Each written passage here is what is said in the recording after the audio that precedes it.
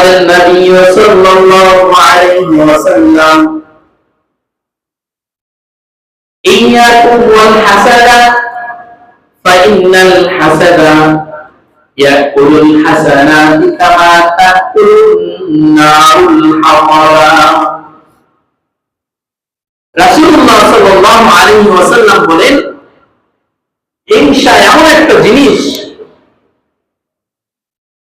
ভাই আমি ছোট মানুষ, ছোট কথা বলতেছি, কিন্তু এই কথার ওজন অনেক বেশি। রাসূলের কথা নকল করতেছি আপনাদের সামনে, খুব গুরুত্বের সাথে মনোযোগ দিয়ে শুনেন। এই হাসাদের যে রোগ, মনের যে একটি ব্যাধি, এই ব্যাধির রোগে আক্রান্ত আপনি আমি কম বেশি সবাই, ঠিক না ভাই? হাসাদের রোগে আক্রান্ত নাই এরকম কেউ বলতে পারবেন? আমার মনে হয় না কেউ বলতে পারবে। সেটা দুনিয়ার লাইনে হোক, আখিরাতের লাইনে হোক, জ্ঞানের লাইনে হোক, সম্পদের লাইনে হোক, ক্ষমতার লাইনে হোক, শক্তির লাইনে হোক, যে কোনো লাইনে হাসাদের অন্তর্ভুক্ত কম বেশি সবাই, হিংসার অন্তর্ভুক্ত। এই হিংসা নামক, হাসাদ নামক রোগ থেকে, ব্যাধি থেকে আপনাকে আমাকে বাঁচতে হবে, বাঁচতে হবে। কারণ আল্লাহ রাসূল সাল্লাল্লাহু আলাইহি ওয়াসাল্লাম বলেন, ইয়াকুম ওয়াল হাসাদা, ইয়াকুম ওয়াল হাসাদা ফাইন্নাল হাসাদা ইয়াকুলুল হাসানাতি কামা তাকুলুন নার আতাব। দুনিয়ার মানুষ হিংসা থেকে দূরে থাকো, হিংসা, তাকাব্বুর, অহংকার, এটা থেকে দূরে থাকো। যদি এটা থেকে দূরে থাকতে পারো তাহলে তোমার নেকিটা ঠিক থাকবে, তোমার আমলগুলো ঠিক থাকবে। আর যদি হাসাদের মধ্যে, হাসাদের ব্যাধির মধ্যে তোমার অন্তরকে ডুবে ফেলো, হাসাদ যদি তোমার অন্তরের মধ্যে বাসা বেঁধে ফেলে, তাহলে তোমার নেক আমলগুলো ধ্বংস করে দিবে, যেভাবে দুনিয়ার আগুন শুকনা কাঠকে ধ্বংস করে দেয়।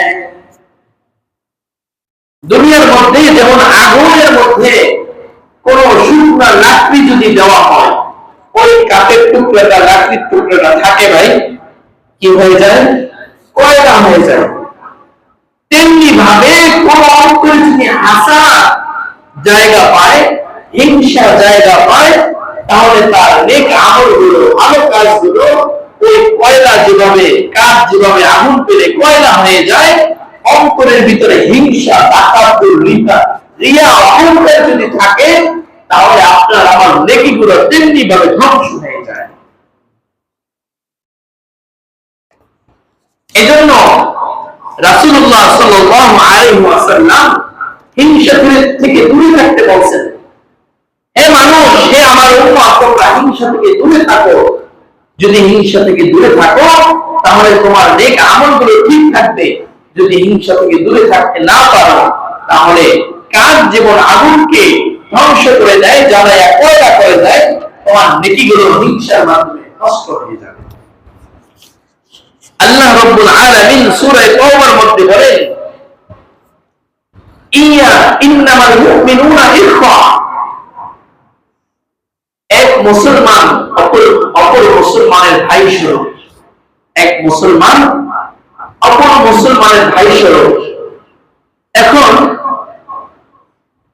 আমরা মুসলমানের বিরুদ্ধে লেগে গেছি, ভাই ভাইয়ের বিরুদ্ধে লেগে গেছি, কিন্তু আল্লাহ তাআলাই বলেছেন, ইন্নামাল মুমিনুনা ইখওয়া, মুসলমানের ভাই। আল্লাহর রাসূল আবার বলেছেন এক হাদিসের মধ্যে, আল মুসলিমু আখুল মুসলিম, মুসলমানের ভাই ভাই, মুসলমানের ভাই ভাই। আল্লাহ পাক রব্বুল আলামিনের প্রিয় পয়গম্বর অন্য এক হাদিসের মধ্যে জানিয়ে দেয়, আল মুসলিমুনা কারাজুলুন ওয়াহিদ, পৃথিবীর সমস্ত মুসলমান হলো একজন মানুষের মতো। পৃথিবীর সমস্ত মুসলমান, ভাই একটু কথা বলি, পৃথিবীর সমস্ত মুসলমান একজন মানুষের মতো। আল্লাহ পাক রব্বুল আলামিনের প্রিয় পয়গম্বর বলেন, ইনিশ টাকা আই আইনুহু ইশতাকা কুল্লু, ইশতাকা আইনুহু ইশতাকা কুল্লু। যদি পৃথিবীর সমস্ত মুসলমান একটা মানুষের মতো হয়, আর একজন মানুষের আপনার আমার চোখে যদি ব্যথা হয়, এই চোখের ব্যথাটা কি চোখের মধ্যে সীমাবদ্ধ থাকে না পুরো শরীর পুরো বডি অনুভব করে? এই ব্যথা কি পুরো বডি অনুভব করে না ভাই? পুরো বডি অনুভব করে। তেমনি ভাবে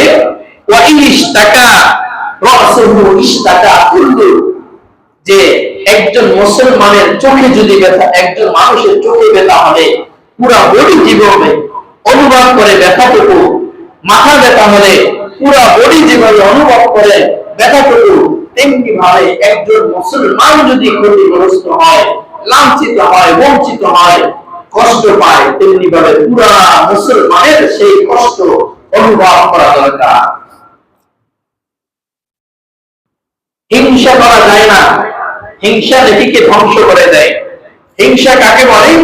হিংসা বলা হয় কোন মানুষ যদি সুখে থাকে, ভালো থাকে, সম্পদ আছে, মানে তার খ্যাতি আছে, তার ভালো কিছু দেখে তার পিছনে লাগা, তাকে নিয়ে হিংসা করা, তাকে পিছনে হটানোর চেষ্টা করা, এটাকে বলা হয় হিংসা হাসাদ। এই হিংসা যদি কারো অন্তরে থাকে তার নেকি ধ্বংস হয়ে যাবে। এবং হিংসার যদি কেউ আক্রান্ত হয়ে যায় এই রোগে, তাহলে তার 4টা ক্ষতি আছে। কয়টা ক্ষতি? 5টা ক্ষতি আছে। কয়টা ক্ষতি ভাই? সারাক্ষণ দুশ্চিন্তায় থাকে। দেখবেন এই সমস্ত কিছু মানুষ আছে সারাক্ষণ খুঁজে কার কোথায় কি করা যায়, কিভাবে ক্ষতি করা যায়, সেই চিন্তা ফিকির নিয়ে খুঁজে। এদের প্রতি এরা এমন একটা যন্ত্রণায় থাকে যার বিনিময়, এই যে যন্ত্রণা, এই যে চিন্তা ফিকির যন্ত্রণা, এর বিনিময় কিন্তু আল্লাহ তাআলা কোনো সওয়াব দেয় না, পেরেশানি দেয়। কি দেয়? এটা এমন একটা দোষ যার কারণে সকলের নিন্দা কুড়াতে হয়। 3 নম্বরে হলো এই হাসাদ, হিংসা যার অন্তরে থাকে, এর কারণে কিন্তু সমাজে সালাম মানুষ দিলেও পিছনে কয় আসলে লোকটা বেশি সুবিধা না। কথা বলে ঠিক না? 4 নম্বরে এইরকম লোক যাদের অন্তরে থাকে, এই কারণে আল্লাহ তার প্রতি সন্তুষ্ট থাকে না। 5 নম্বরে আল্লাহ তাআলার পক্ষ থেকে তার প্রতি কোনো মদদ সাহায্য থাকে না। এই হিংসা থেকে আপনাকে আমাকে বাঁচতে হবে। হিংসা আবার করা জায়েজ কোন কোন ক্ষেত্রে। একজন খ্রিস্টান, নাসারা, বেঈমান, নাস্তিক, মুরতাদ, তাদের ব্যাপারে হিংসা করা জায়েজ। কিতাবে লেখে তাদের ব্যাপারে হিংসা করা ইবাদত বটে, ইবাদত। যেমন ইন্নামাল মুমিনুনা ইখওয়া, এক মুসলমান অপর মুসলমান, এক মুমিন অপর মুমিনের ভাই। এখন দেখেন একজন খ্রিস্টান, একজন ইহুদি, নাসারা যদি ধনাঢ্য ব্যক্তি হয়, টাকাওয়ালা হয়, আর ওই ব্যক্তি যদি ওই টাকার দ্বারা ইসলামের ক্ষতি করে, দ্বীনের ক্ষতি করে, মুসলমানের ক্ষতি করে, কোরআনের ক্ষতি করে, তার সাথে হিংসা করা জায়েজ, তার দোষগুলো বলা জায়েজ। কেমন? যেমনি ভাবে দেখেন ইসরায়েল একটি খ্রিস্টান রাষ্ট্র। আপনারা সবাই জানেন ইসরায়েলকে নিয়ে সারা পৃথিবীর ভিতরে আলোচনা হইতেছে, সারা পৃথিবীর মসজিদের মেম্বারে মেম্বারে তাদেরকে নিয়ে আলোচনা হইতেছে। সারা পৃথিবীর সাধারণ মানুষ, স্কুল কলেজের মানুষ, একজন দৈনিক দিন খাটা মজুরি মানুষ, যে কোনো মানুষ যার অন্তরের ভিতরে বিন্দু পরিমাণ ঈমান আছে, ওই সমস্ত প্রত্যেকটা মানুষ ইসরায়েলকে নিয়ে আলোচনা করতেছে। ইসরায়েল তারা মুসলমানদেরকে ধ্বংস করার জন্য, মুসলমানদেরকে লাঞ্ছিত করার জন্য, দুনিয়া থেকে উদ্ধার করার জন্য পরিকল্পনা করতেছে। শুধু ইসরায়েল নয়, সারা দুনিয়ার খ্রিস্টানরা মিলে করতেছে। কেউ কেউ পরামর্শ দেয়, আর কেউ কেউ প্রকাশ্যে তার প্রতিবাদ করে। যেমন ইসরায়েল প্রকাশ্যে মুসলমানের উপর হামলা করতেছে, আর আরেক দেশের শক্তিশালী ব্যক্তিরা, মাথাওয়ালা ব্যক্তিরা তাদেরকে পরামর্শ দিতেছে, আপনারা সকলে জানেন না, প্রকাশ করলাম না। ঠিক না ভাই? তো এই তাদের ব্যাপারে সমালোচনা করা, হিংসা করা জায়েজ। কেমন ভাবে? মনে করেন আমি যদি অনেক টাকার মালিক হই, মানে কেউ কষ্ট নেন না, মনে করেন আমি যদি 50,000 টাকা বেতন পাই মাসে, কেউ আছে যে হুজুরের এত টাকা লাগবে কি লাগে, 20,000 10,000 টাকা দিলেই তো হয়, 10,000 টাকা দিলেই তো হয়ে যায় হুজুরের। 50,000 টাকা বেতন দেওয়া হুজুর তো বড় খুঁজবে না, দেওয়া যাবে না। সংসারে 2-3 জন মানুষ 10,000 টাকা দিলেই হবে। এটা একটা হিংসা। দিলে সমস্যা আছে। হুজুরকে এটা দিয়ে সিনেমা বানাইবো, হুজুরকে নাচ গানে টাকা দিব, মাহফিলে টাকা দিতে পারে, এতিমখানায় টাকা দিতে পারে। আলহামদুলিল্লাহ, মানুষ মনে করে হুজুররা দান করে না, হুজুররা আরো বেশি দান করে। হুজুরদের দান হলো গোপনে, কারণ আল্লাহর রাসূল শিখিয়েছে তুমি এমনি ভাবে দান করো, ডান হাতে দান করবা, বাম হাতেও যেন দেয়া না হয়। তো এই একটা হিংসা। আর একটা হিংসা কিভাবে?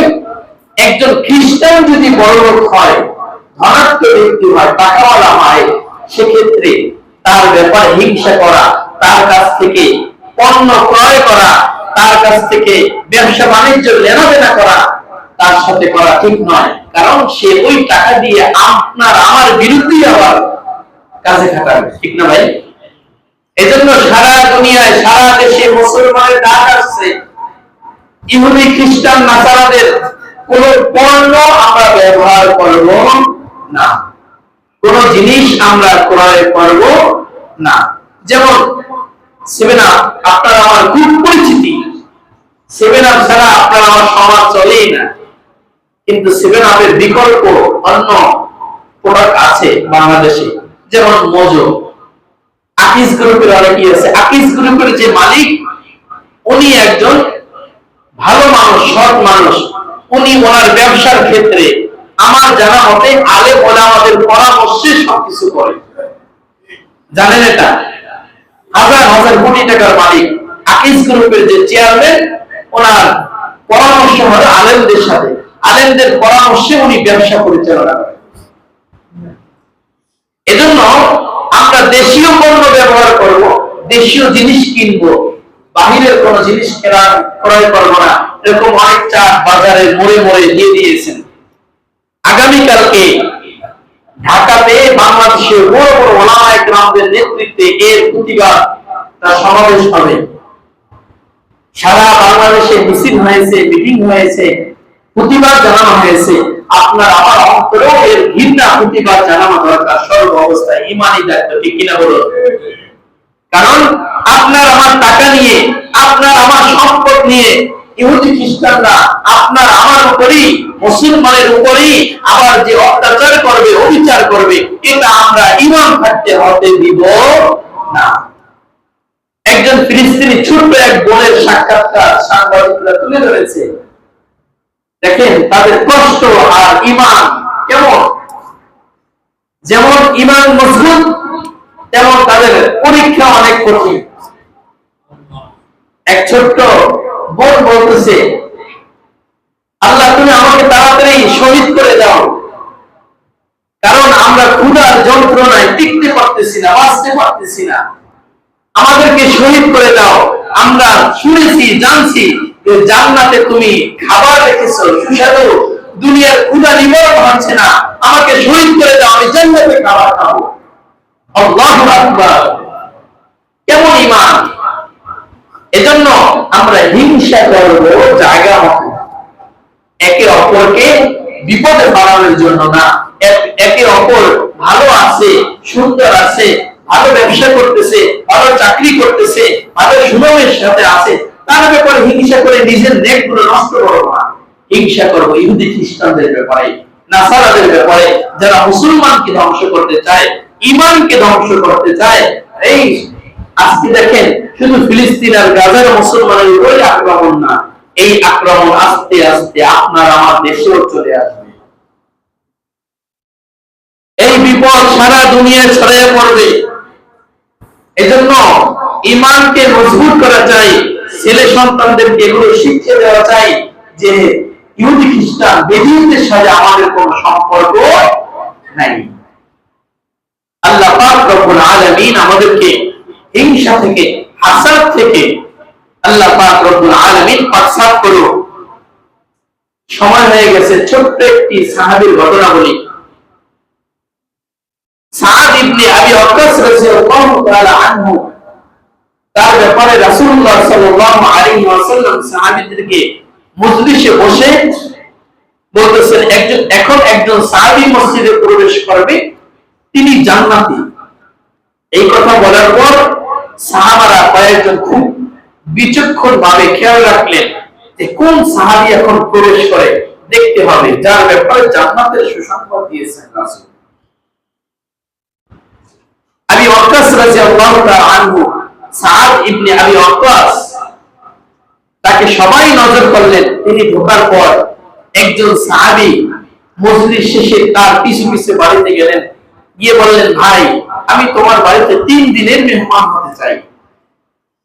ওই সাহাবীর অন্তরে ফিকির, তাকে ওই সাহাবীকে আবি ওয়াক্কাস রাদিয়াল্লাহু তাআলা আনহুকে আল্লাহ রাসূল জান্নাতি ব্যক্তির কথা বলছেন, এই ব্যক্তি জান্নাতি, তাহলে তিনি কি নেক আমল করে দেখতে হবে, জানা দরকার। কারণ তারা তো নেকির পাগল ছিল। 3 দিন রাত জেগে দিন অপেক্ষা করে, সর্ব অবস্থায় তাকে খেয়াল করে কোনো আমল দেখতেছে না, সারা রাত জেগে আছে, তাহাজ্জুদ পড়তেছে, কিন্তু সাদ ইবনে আবি ওয়াক্কাস রাদিয়াল্লাহু তাআলা আনহু তিনি সারা রাত ঘুমিয়ে আছেন। যখন আসসালাতু খায়রুম মিনান নাওম, মুয়াজ্জিন মিনার থেকে আযান দিল, আল্লাহু আকবার আল্লাহু আকবার, সাদ ইবনে আবি ওয়াক্কাস রাদিয়াল্লাহু তাআলা আনহু সাথে সাথে ঘুম থেকে উঠে মসজিদে ছুটে যায়। শুধু তাই নয়, 5 ওয়াক্ত নামাজ টাইম মতো জামাতের সাথে তিনি আদায় করেন। এবার 3 দিন যখন অতিবাহিত হলো, 3 দিন পর বলতেছে, হে ভাই, তোমাকে আল্লাহর রাসূল সাল্লাল্লাহু আলাইহি ওয়াসাল্লাম জান্নাতি বলে ঘোষণা দিয়েছেন। আমি তোমাকে পরীক্ষা করার জন্য 3 দিন তোমার বাড়িতে মেহমান হয়েছি, কিন্তু তোমার তো কোনো আলাদা কোনো নেক আমল আমি পাই নাই। এবার সাহাবী ডাক দিয়া বলেন, হে আমার ভাই, আমার তেমন কোনো নেক আমল নাই, তবে যদি আল্লাহর রাসূল আমাকে জান্নাতি বলে ঘোষণা দেয়, অবশ্যই সেটা আল্লাহর পক্ষ থেকে আমার প্রতি রহমত, আমার প্রতি আল্লাহর পক্ষ থেকে ইহসান। কারণ আমার কোনো নেক আমল নাই, কিন্তু আল্লাহর রাসূল যেহেতু আমাকে জান্নাতি বলেছেন, অবশ্যই আল্লাহর রহম ছাড়া এটা আর কিছুই নয়। তবে ভাই শোনো, আমার একটা আমল আমি প্রতিনিয়ত করার চেষ্টা করি, সর্ব অবস্থায় খেয়াল রাখি। সাদ ইবনে আবি ওয়াক্কাস যাতে বলেন, হে ভাই, কি বলো তো আমলটা কি? এবার সাহাবী ডাক দিয়া বলেন, ভাই, আমার এইটুকু আমল আমার মনে পড়ে যে আমি কখনো কোনো মানুষের প্রতি হিংসা, তাকাব্বুর, রিয়া, অহংকার করি না। কখনো কোনো মানুষের সাথে হিংসা, কোনো সমালোচনা, কোনো বিষয় নিয়ে আমি কখনো চিন্তা করি না। একে অপরের অন্যের ক্ষতি নিয়ে কখনো চিন্তা করি না। অন্যের গুণ দেখে কখনো নিজের প্রতি অহংকার করি না, হিংসা করি না, এবং মানুষকে সব সময় ইহসান করার চেষ্টা করি।